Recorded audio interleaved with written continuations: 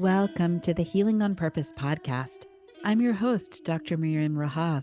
The content of this show is meant for informational purposes only and is not intended to diagnose, treat, or cure any illness or health condition.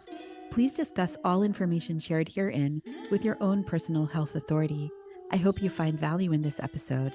This podcast is also available on YouTube on the Healing on Purpose channel, should you want to look up any of the graphics, diagrams, or other visuals mentioned in the show. Links to the podcast and its YouTube channel will also be available on my practice website, rahavwellness.com. Please join me on my Facebook group, Healing on Purpose Podcast with Dr. Miriam Rahav, to continue this conversation. Enjoy the show. Shalom, and thank you for joining me right now, because right now, at this very moment, is the perfect time. The time you choose is always the perfect time to step onto and walk further on the divine path to healing on purpose. On purpose means with intention and with an awareness of what one is doing. In other words, with consciousness. You were made on purpose, and that purpose is your entirety, your shalom. Today, I would like to speak with you about the topic resiliency on your journey. And I'd like to share with you some words from the introduction of esteemed scientist and author and speaker and researcher Greg Braden and his book, Resilience from the Heart, The Power to Thrive in Life's Extremes. Here is his introduction, or a section of his introduction. From the breakdown of national economies and the global shift of energy dominance to the realities of climate change and the failure of war to solve our differences, a convergence of extreme conditions, unlike anything known in the history of the world, is upon us. It's because now is different that the thinking of the past no longer works to solve our problems. Life gets better, and resilience is the key. It's important to remember that the only things breaking down in our lives right now are ways of living and thinking that are no longer sustainable. Personal resilience makes room for big shifts in our lives and is our greatest ally in our time of extremes. Thank you, Greg Braden, for these powerful, resonant, and truthful words. Resilience makes room for big shifts in our lives and is our greatest ally in our time of extremes. I wanted to speak about resilience in the physical body, and specifically resilience as a key for healing at the level of the mitochondria. So to bridge from my hypothesis about resilience as part of healing at the level of the mitochondria, I'd like to just remind us of the definition of the word resilience. I have looked at a few definitions, and mostly this is what I come up with. A physical resilience is the ability of a substance to return to its original shape after being bent, stretched, or pressed. And then, of course, there is another connotation, which is the ability to be happy, successful again after something difficult or bad has happened. Isn't that so interesting that in the definitions themselves, there is both a physical definition of returning to an original shape after being bent or stretched or pressed, and also our ability to anchor happiness and success after something difficult or bad has happened? And how are both relevant? Well, let's imagine that our health has been changed. Perhaps we've been suffering from symptoms such as fatigue, such as pain. Perhaps we've actually gotten a diagnosis such as cancer, and our faculties are stretched to their limits as to how we might cope in a time of adversity. And finding the ability, perhaps at the level of the mitochondria, to cultivate a resiliency might be the key to more than one process. Let me explain. We are multicellular organisms, and our ability to even be multicellular organisms is believed to be hinged on the ability of each cell in our cooperative organism to manufacture its own energy. And that energy is manufactured at the level of a subcellular organelle known as the mitochondria, also described as the powerhouse of the cell.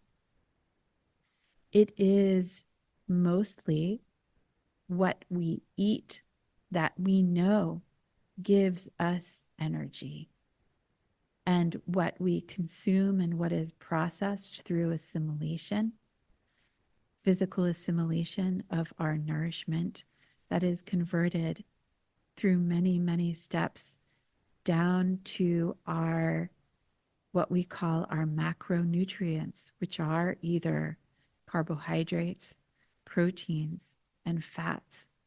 And these are all able to enter a cell and then enter the mitochondria, which is inside the cell, and be converted through a multi-step process into the currency of energy that is produced in our mitochondria called ATP. Now, why is this so important? Because energy is the essence of life, and having energy is also the foundation of our resiliency. If we cultivate energy, then we will have the strength, literally, physically, metaphorically, figuratively, to face our challenges and to find perhaps ways to adapt. But it starts with our ability to be physically adapted to change. For example, we have co-evolved over millennia to be able to thrive in times of plenty, be able to make energy from things like carbohydrates, be it potatoes, be it rice, be it grains of various ilk that have been the staple foods of so many cultures since we have appeared on this planet. And we also have the ability to make energy from protein. There are certain cultures or certain times where protein is more available, and therefore protein is a source of energy. And sometimes there is fat, either from our diet or from a very interesting metabolic switch that takes place when we don't have food coming in from the outside. And that is our own storage. Fat is a very calorically dense, energy dense storage form of energy. And when we don't have food coming to us from outside source, that is a signal via a very important signaling molecule known as insulin to switch from assimilating energy to being able to use our own stored energy, which exists in the form of fat. Fat breakdown products, known as ketones, are extremely efficient sources of energy, also able to be used by our mitochondria. Our ability to make energy from different molecules be they carbohydrates, proteins, or fats, is the fundamental source of our metabolic resiliency on a molecular level. Interestingly, our mitochondria are believed to come from ancient organisms, and I wanted to share my screen with you and show you a really neat video depiction of this that I have found recently on my search on the interwebs. Here we go. So here we have an image of a mitochondrial membrane and a protein complex. I mean, the stuff that they're able to do right now to give realistic depictions of what's happening inside our cells will hopefully help you not maybe understand, but marvel at the infinite complexity that we are all invited to appreciate and understand that is happening in our body. So here there's an explanation. Mitochondria, the cell's powerhouse. By the way, I'm on a website called naturedocumentaries.org. And they've created this animation of the mitochondria. And they're talking about mitochondria being once free living organisms that have somehow become symbiotically, which is cooperatively incorporated into us, so that each cell can be responsible for its own energy manufacture, and so that our bodies become this massively complex cooperative organism where each cell takes responsibility for energy generation, and yet we work cooperatively together, all for the purpose of creating health, for creating, this is my hypothesis, purpose, finding, discovering, and actually living in our potential as transcendent beings, created by love, created to love, created as potential generators of infinite life and light, that we have only yet begin to scratch the surface of our understanding. Anyway, I digress. That theory of how mitochondria were separate organisms that symbiotically became incorporated into cells so that we could become multicellular organisms is known as the endosymbiont hypothesis.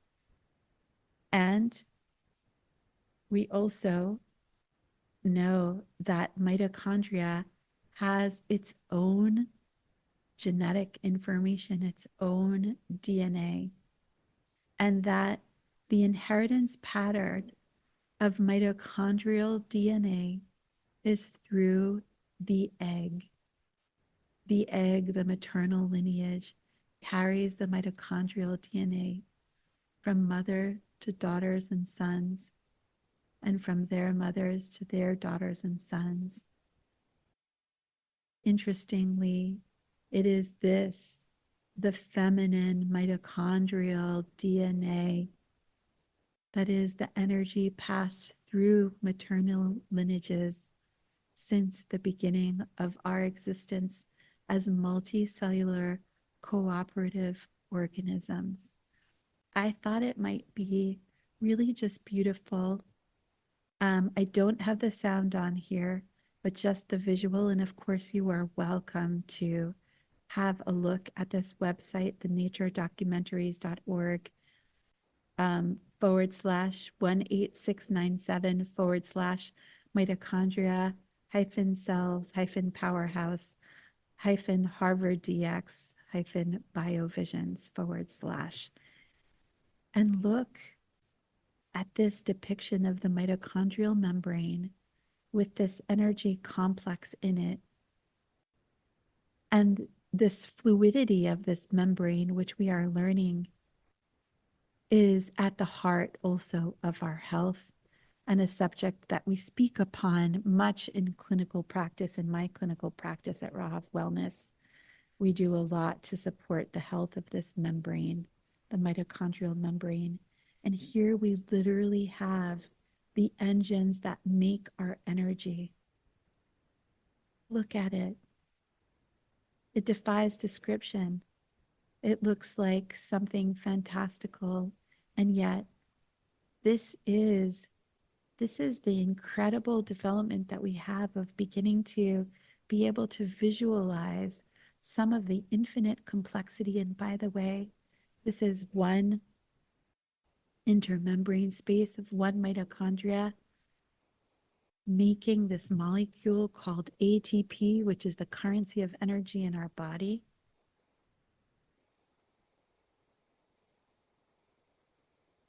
And incredibly, we have anywhere between 200 and 2,000 mitochondria in each cell of our body, with a preponderance of mitochondria in our nerve cells.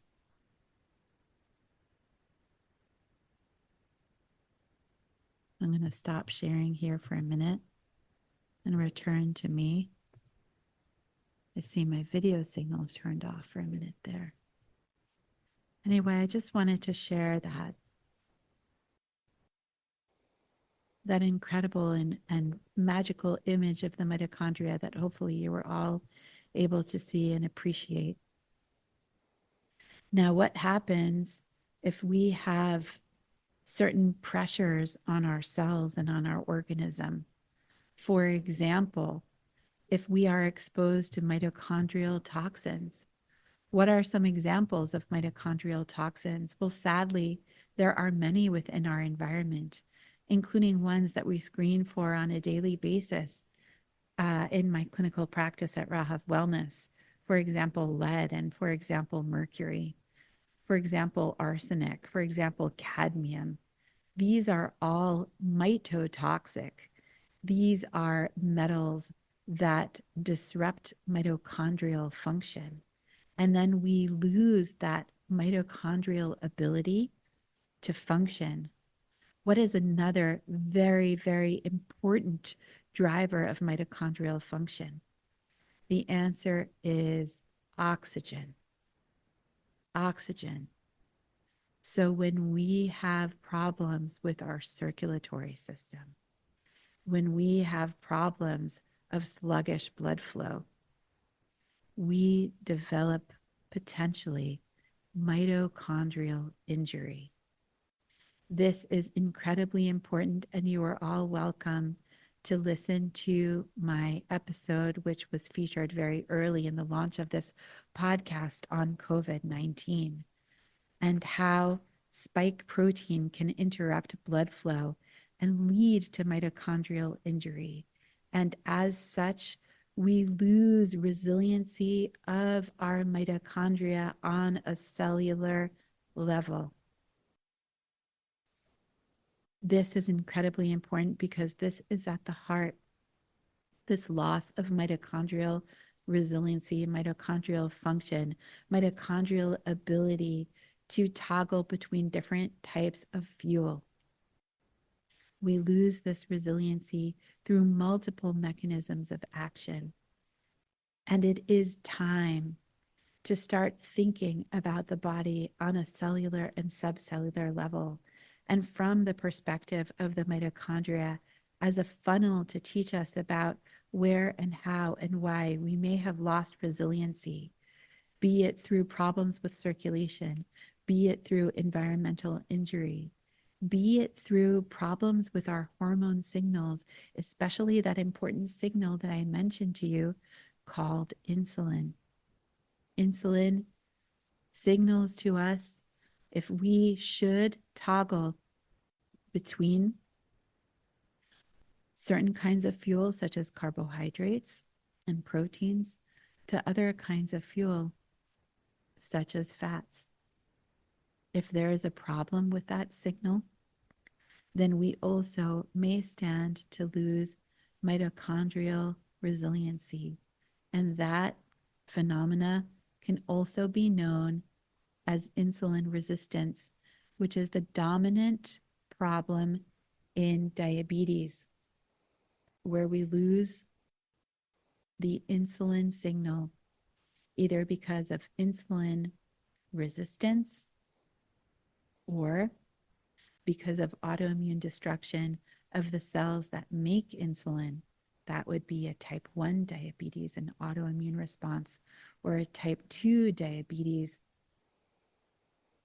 These are incredibly important to understand, not only because of problems of blood sugar imbalance, but because of our understanding of mitochondria as a funnel for our subcellular resiliency, ability to make energy, and therefore ability to have the energy to deal with the changes that we see, both in our environment that affects us inside our body and on a macro scale in terms of societal and world level problems. However, on the pathway to healing on purpose, it is my contention that the change starts from within, from self consciousness, and an intention to understand yourself, your mitochondria, your fulcrum for resiliency on a subcellular level that can absolutely translate into your resiliency on a macro scale and your ability to therefore potentially take place as a being with energy, able to take responsibility for your own well being and your place, your purpose, your ability to fulfill your potential as someone who is vibrant, as someone who is joyful, as someone who has an inner strength, literally and figuratively, to be a source of strength and evolution so that you can stand in your appointed role as a person, as a member of a family, as a friend, as a co-worker, as a divinely appointed living being, to live your life out with energy to meet life's challenges and develop responses that are evolutionary.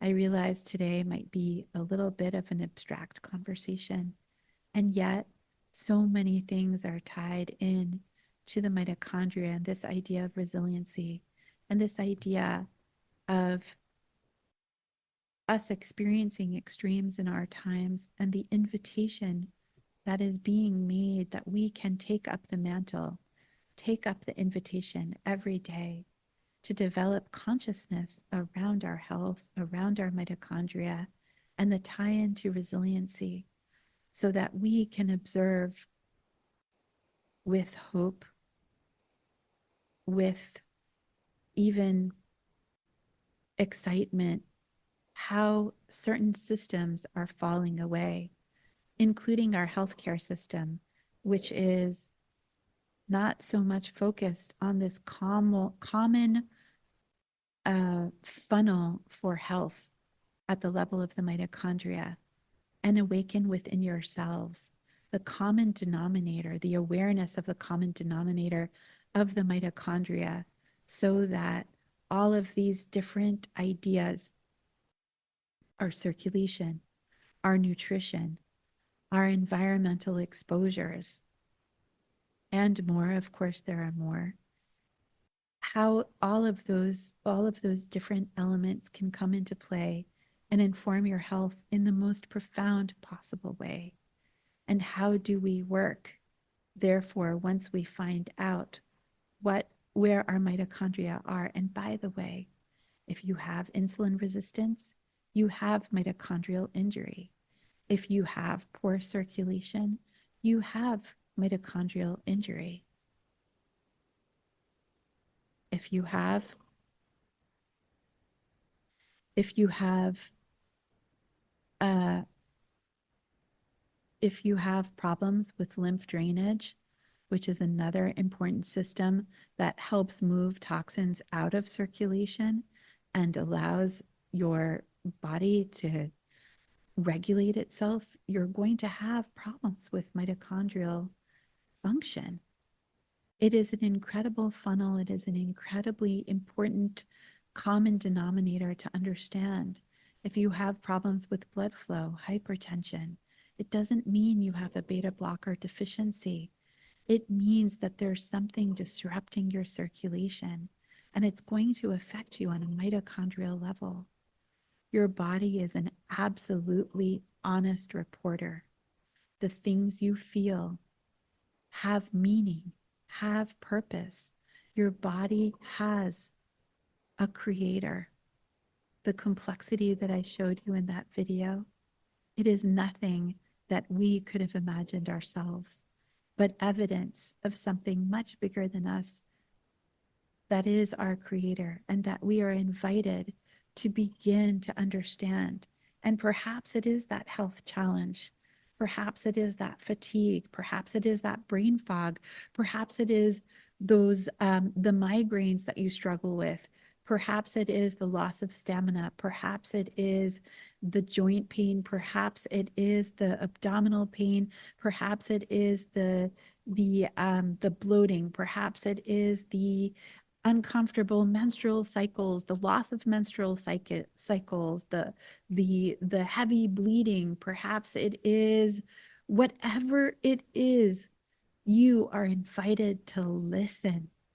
You are invited to understand that this is important and this is your body honestly reporting to you that something deserves attention, and the attention that you give it, the study that you do of your body, of your mitochondria, and the cultivation of your resiliency is your connection through maternal lineages eternally, all the way back to source, the source of that infinite love, that truth that created us at some point in time, that we are invited to learn through the clues of the body and only begin to answer the questions of who are we really?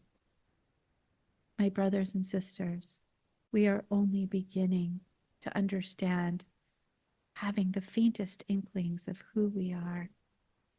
It is a time to learn who we are, to invite the crisis to be the opportunity to learn more about the truth in our body, the truth that is embedded there since we were created.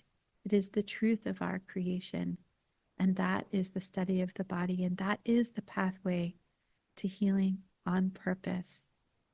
I thank you so much for listening to this episode. I really look forward to your feedback, as there are so many themes that need to be developed out of this idea of resiliency and resiliency at the level of the mitochondria. This is the beginning of a conversation. This is the beginning of a journey that we are all, in fact, on. Some of us may know it more than others. Those of us who choose to meet health challenges head on and learn, use it as a fulcrum to learn as much as we can about ourselves. Congratulations. You've arrived. You've arrived at the onset of the pathway to healing on purpose. This is the path that those of us who have landed here in the realization that if we are to live the lives that we dream, hope are possible to live, that we are invited to take responsibility and understand perhaps what was not readily understandable before, but that now more and more there are scholars, there are physicians, there are practitioners out there. There are humans who have discovered this for themselves and have found a path that is opening up to them to healing, with mitochondria as a funnel for our understanding of our physiological and also our metaphysiological resiliency. So, my friends, here we go, embarking on a journey together. Thank you for joining me for this musing on healing on purpose, and I look forward to being with you again very, very soon. Thanks for listening to the Healing on Purpose podcast today.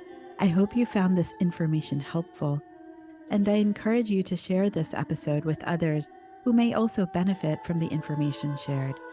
Please consider rating and reviewing my podcast on Apple Podcasts so more people can find this information. I also invite you to join the Healing on Purpose podcast Facebook group to continue this conversation. I'll see you there.